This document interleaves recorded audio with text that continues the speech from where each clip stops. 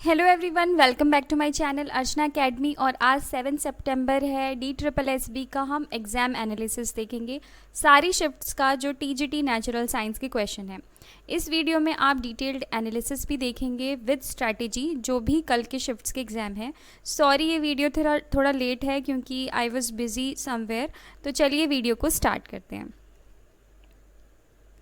तो सबसे पहले हम देखेंगे कि रीजनिंग में किस तरीके के क्वेश्चन आए थे। तो रीजनिंग में आपके 5 क्वेश्चंस आए थे एम्बेडेड फिगर्स पे। तो एम्बेडेड फिगर्स आपने देखा होगा रीजनिंग में कि आपको 4-5 ऑप्शंस दिए जाते हैं फिगर्स के, और उसमें बताया जाता है, उसमें पूछा जाता है कि जैसे कि ये फिगर है, इसमें क्रॉस का साइन है, तो आपसे पूछेंगे कि ट्रायंगल का साइन इनमें से किस फिगर में आता है। इस तरीके से आपको कुछ फिगर्स दी जाएंगी, ठीक है। फिर है 2 क्वेश्चन आए थे सिटिंग अरेंजमेंट पे, और नेक्स्ट नंबर मिसिंग नंबर ढूंढना था आपको, जैसे 4-5 ये एक सिंपल सा एग्जाम्पल है, तो अगला नंबर क्या होगा। इसी तरीके से कुछ सीरीज़ थी जिसमें नेक्स्ट नंबर आपको बताना था। Next quantitative aptitude. Quantitative aptitude में टाइम एंड वर्क से 4 क्वेश्चंस आए थे, परसेंटेज से 1 क्वेश्चन आया था, simple interest and compound interest से 4 क्वेश्चन आए थे। तो ये सारे मेमोरी बेस्ड है, इसलिए हम आपको यहाँ पर एग्जैक्ट क्वेश्चंस नहीं बता सकते, बट यहाँ पर हम आज के सारे शिफ्ट्स के क्वेश्चन कर रहे हैं। इसी के बेस पे आप कल के एग्ज़ाम की तैयारी कर सकते हैं, या जो फीमेल कैंडिडेट्स हैं वो अपने अगले एग्ज़ाम्स की तैयारी कर सकती हैं। फिर आते हैं शुद्ध अशुद्ध हिंदी वाले पोर्शन पे। तो हिंदी वाले पोर्शन पे शुद्ध अशुद्ध आए थे 4 क्वेश्चन। तो शुद्ध अशुद्ध पे 4 क्वेश्चन थे। तो यहाँ पर कुछ वर्ड्स भी थे, जैसे स्पेलिंग गलत लिखी हो और आपको बताना हो कि 4 ऑप्शंस में उस गलत स्पेलिंग की कौन सी करेक्ट स्पेलिंग है। फाइंड एरर्स इन सेंटेंस, पूरा सेंटेंस लिखा हो, जैसे राधा खाना बनाता है, तो इसमें गलत वर्ड कौन सा है वो। तो इस तरीके से एरर्स ढूंढने थे। इंद्रधनुष का पर्यायवाची पूछा था, सिनोनिम पूछा था, ठीक है। जो पकेगा वही तो थाली में परोसा जाएगा, इस तरीके की लोकोक्तियाँ और मुहावरे थे। तो आप मुहावरे लोकोक्तियाँ ये प्रिपेयर करके जाएं। पर्यायवाची, इंपॉर्टेंट पर्यायवाची प्रिपेयर करके जाएं। 2 पैराग्राफ आए थे हिंदी में। फिर आते हैं इंग्लिश। इंग्लिश का सिर्फ और भी चीज़ें थी, जैसे कि सिनोनिम्स थे, एंटोनिम्स थे, प्रीपोजिशन फिल करने के लिए था, और एक पैराग्राफ था फ्रीडम फाइटर के ऊपर। फिर आते हैं जनरल अवेयरनेस में। ये थोड़ा इंपॉर्टेंट पार्ट होता है, तो इससे आपको आइडिया लग जाएगा कि जनरल अवेयरनेस में किस तरीके के क्वेश्चन आ रहे हैं। तो अल्फ्रेड नोबेल प्राइज़ जो अल्फ्रेड नोबेल की वजह से है, उस पर बेस्ड 5 क्वेश्चंस आए थे। तो आप अब किसको नोबेल प्राइज़ मिला है, मतलब नोबेल प्राइज़ से रिलेटेड जितनी भी इंफॉर्मेशन आप पढ़ सकते हैं पढ़ लीजिए, क्योंकि इसी से रिलेटेड कुछ क्वेश्चन आएगा। अभी कुछ नोबेल प्राइज़ में मिले थे, वो भी आपको पढ़ना है। तो Alfred Nobel from where he belongs, वो कहाँ के थे। नोबेल प्राइज़ किस फील्ड में नहीं दिया जाता है, तो शायद मैथमेटिक्स में नोबेल प्राइज़ नहीं दिया जाता है, तो ये आपको देखना है। कंट्री ऑफ नोबेल कौन सी कंट्री से देती है, कहाँ देती है, इसमें क्या क्या दिया जाता है, तो इससे रिलेटेड आपको इन्फॉर्मेशन पढ़नी है। Good conductor of electricity, biodegradable, non biodegradable, ये चीज़ें पढ़नी है। क्वेश्चन आया था एक अफगानिस्तान में, तो प्रेजेंट प्रेसिडेंट अशरफ गनी थे उस टाइम, मतलब अभी के हिसाब से आज तो यहाँ पर चीज़ें चेंज हो गई हैं अफगानिस्तान की, तो उससे रिलेटेड भी आप पढ़ सकते हैं। एक क्वेश्चन था नेहरू जी के ऊपर, और who was founder of BSP, यहाँ से एक क्वेश्चन आया था। उसके अलावा जनरल अवेयरनेस पोर्शन में था कि आलमगीर व सन ऑफ, आलमगीर किसका बेटा था, ये क्वेश्चन था। एक क्वेश्चन हुमायूं पे आया था, और सिक्किम से डैम से, मतलब सिक्किम जो स्टेट है इसमें कौन सा डैम है, उससे रिलेटेड क्वेश्चन आया था, ठीक है। और इसके हिसाब से आपको कुछ मेन डैम्स भी पढ़ने हैं, या रिसेंट डैम्स जो बने हैं वो आपको पढ़ने हैं। नेक्स्ट आ जाते हैं फिजिक्स पे। अब हमारा पार्ट बी के क्वेश्चन स्टार्ट हो रहे हैं। पार्ट ए के क्वेश्चन हमने देख लिए, पार्ट बी के क्वेश्चन स्टार्ट हो रहे हैं। इसमें मूव करने से पहले आपको कुछ चीज़ें और ध्यान रखनी है कि पार्ट ए तो हो ही जाता है, ठीक है, और हर पार्ट में आपको 40% लाना है एग्ज़ाम क्वालिफाई करने के लिए। तो मैथ्स वाला जो पोर्शन है, मैथ्स वाला पोर्शन वो आप एंड में करें, और फिज़िक्स वाला पोर्शन जो है वो आप एंड में कर सकते हैं, क्योंकि ये सॉल्व करने वाले होते हैं। बायो और केम आप पहले कर सकते हैं, बायो और केमिस्ट्री आप पहले कर सकते हैं। उसके अलावा आपको ड्रेस कोड का ध्यान रखना है, पता चले आप एग्ज़ाम ही ना दे पाएँ, तो ड्रेस कोड का ध्यान रखना है। शूज़ नहीं पहन कर जाने, ठीक है। जीन्स नॉट अलाउड, उसके बाद कोई ज्वेलरी नहीं होनी चाहिए, ठीक है। उसके अलावा बटन्स, बड़े बटन्स नहीं होने चाहिए आपकी कुर्ते में।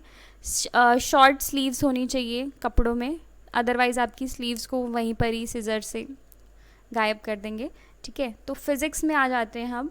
तो फिज़िक्स में focus and image size of convex mirror, यहाँ से न्यूमेरिकल आता है। तो मैंने अपने चैनल पे एक स्ट्रैटेजी वाली वीडियो शो की थी, वहाँ से आपको लगेगा कि मोस्टली क्वेश्चन जहाँ पे मैंने जो चीज़ें बताई थी वहीं से ही हैं। v² - u² = 2as, यहाँ से एक न्यूमेरिकल था। फोर्स एंड वर्क डन पे एक न्यूमेरिकल था। सोलेनॉइड से 2 से 3 क्वेश्चन थे। तो जो क्वेश्चन थे वो थे सोलेनॉइड किसका बना होता है, सोलेनॉइड में हाई इंटेंसिटी सबसे ज़्यादा कहाँ होती है, और भी क्वेश्चंस थे सोलेनॉइड से। तो आप इस टॉपिक को ज़रूर कर लें, ठीक है। उसके बाद है मैग्नेटिक फील्ड, इन्वायरमेंटल फोर्सेस कौन से होते हैं, डिस्टेंस एंड टाइम पे 2 क्वेश्चन थे। प्रोजेक्टाइल मोशन में एसिलरेशन कैसा होता है, ये पढ़ना है। And find average in graph, graph आपको दिया रहेगा और उसके हिसाब से आपको एवरेज कैलकुलेट करना है, ये पढ़ना है। तो यहाँ से आपको इंपॉर्टेंट टॉपिक्स पढ़ने हैं। तो यहाँ पर आप एक पैटर्न देखेंगे कि 9th एंड 10th क्लास जो है फिज़िक्स के लिए वो इम्पॉर्टेंट है। तो जिन भी बच्चों का एग्ज़ाम कल है भाई, रीड कर लो सारे NCERT के 9th एंड 10th क्लास के फ़िज़िक्स के चैप्टर, क्योंकि इस बार बायो से ज़्यादा क्वेश्चन फ़िज़िक्स के आए थे, ठीक है। अप्रॉक्सीमेटली 35 से 40% तक क्वेश्चन फ़िज़िक्स के थे।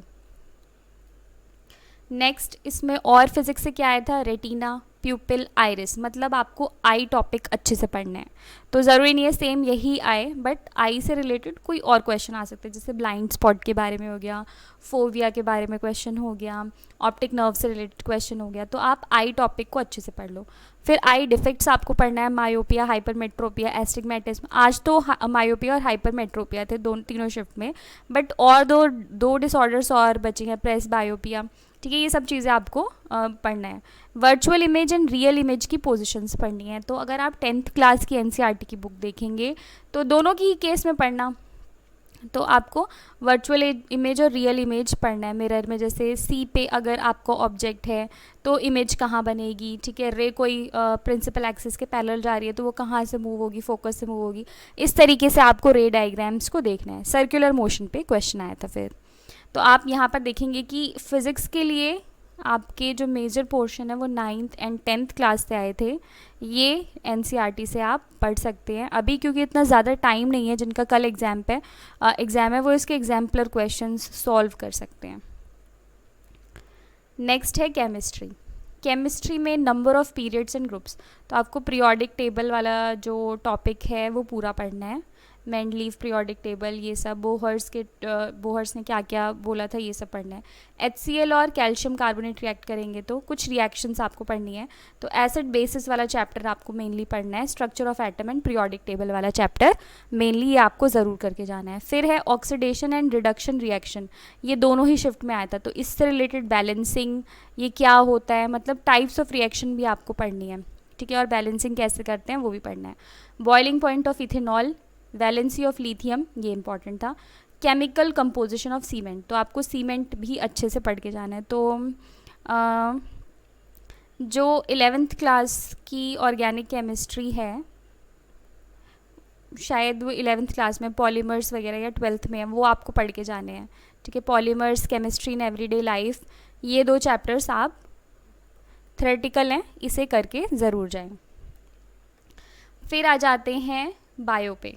तो बायो में जो क्वेश्चन था वो लिवर, स्टमक एंड किडनी से था। अगर आपने मेरे प्रीवियस ईयर के सॉल्यूशंस देखे होंगे तो आपको कहीं पढ़ने की ज़रूरत नहीं है जो मैंने सॉल्व कराए हैं पेपर्स, क्योंकि उसमें मैंने रिलेटेड इन्फॉर्मेशन भी दी है। तो उन रिलेटेड इन्फॉर्मेशन से क्वेश्चन थे, और 1-2 क्वेश्चन तो एज इट इज़ थे। लीवर के ऊपर जो क्वेश्चन था, मतलब लीवर का मेन फंक्शन क्या होता है, ठीक है।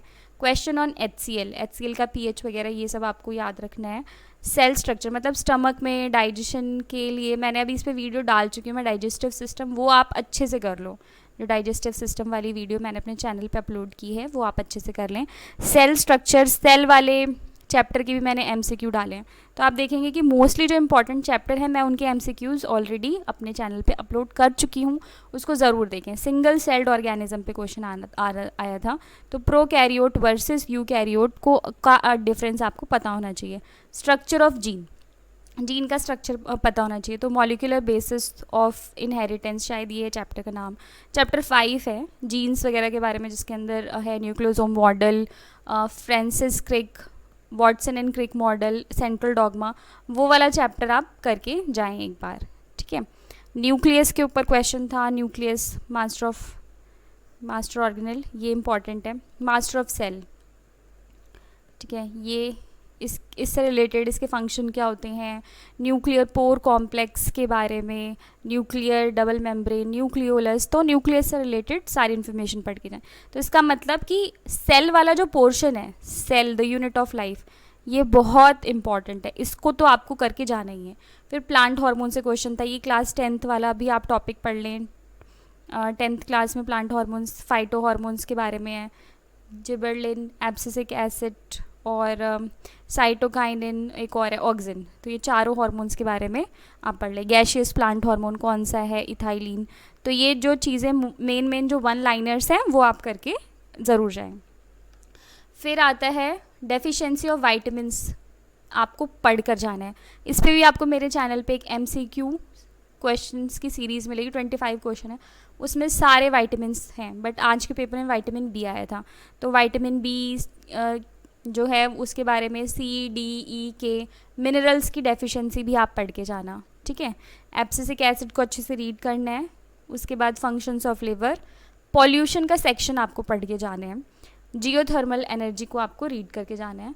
तो मतलब सोर्सेस ऑफ एनर्जी चैप्टर आपको रीड करके जाना है। सेम तो आएगा नहीं, तो ये कहाँ से है, किस टॉपिक से है, वो चैप्टर पढ़ के जाना है, क्योंकि जिस चैप्टर से क्वेश्चन आया है उसी चैप्टर से क्वेश्चन आएगा। सेम क्वेश्चन तो नहीं आएगा, बट उसी चैप्टर से क्वेश्चन आएगा। तो यहाँ पर आपको ध्यान रखना है कि जो टॉपिक्स हैं वो किस चैप्टर से आए हैं और वो आपको पढ़ के जाना है, ये फ़ायदा है। तो इस तरीके से ये वीडियो एंड होता है। अगर आपको कोई सजेशन या आपकी कोई क्वेरी हो तो आप कमेंट्स में लिख सकते हैं। और अगर आपको जिन्होंने भी एग्ज़ाम दिया है उनको क्वेश्चंस याद हों तो वो प्लीज़ कमेंट सेक्शन में ज़रूर क्वेश्चन लिखें, ताकि सबकी हेल्प हो सके। Thanks for watching and all the best for exams.